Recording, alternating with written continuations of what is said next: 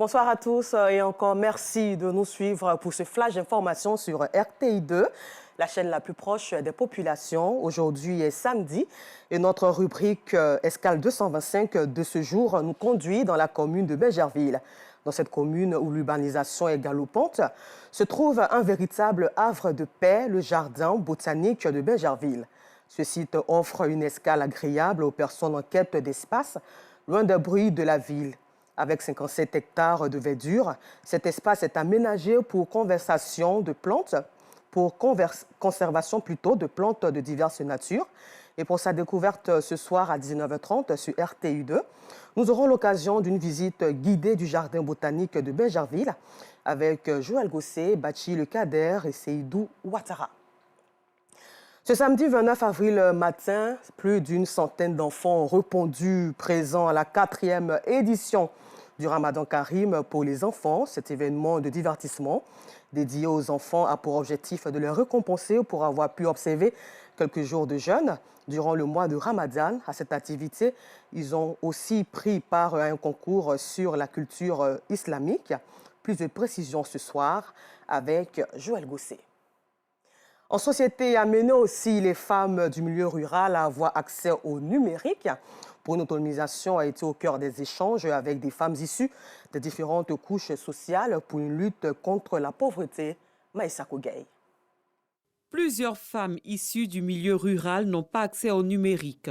Selon les experts, cela s'explique par le fait qu'elles n'ont pas été à l'école. Avec le numérique, elles pourront s'autonomiser. Nous, on a des programmes d'alphabétisation qui permettent à toutes les femmes qui ne savent pas lire et écrire de pouvoir lire via un smartphone. Et ça leur permet aujourd'hui de pouvoir structurer leur entreprise. Face à ce constat, une formation a été initiée afin de permettre aux femmes d'avoir les rudiments nécessaires pour un accès au numérique, mais également aux emplois le plus souvent exercés par les hommes.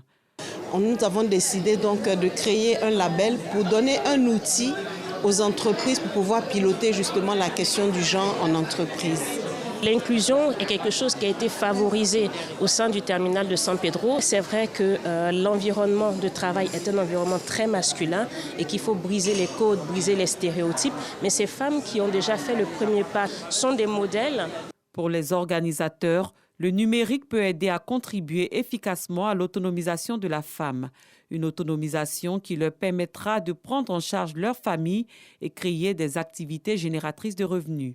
Effectivement, plus on monte au niveau des postes de direction et moins on ne voit de femmes. On doit mener ce beau combat qui est celui de l'inclusion, mais vraiment au sens large du terme. Parce que l'inclusion, aujourd'hui, on parle du genre, donc hommes et femmes, mais il y a aussi d'autres formes d'inclusion.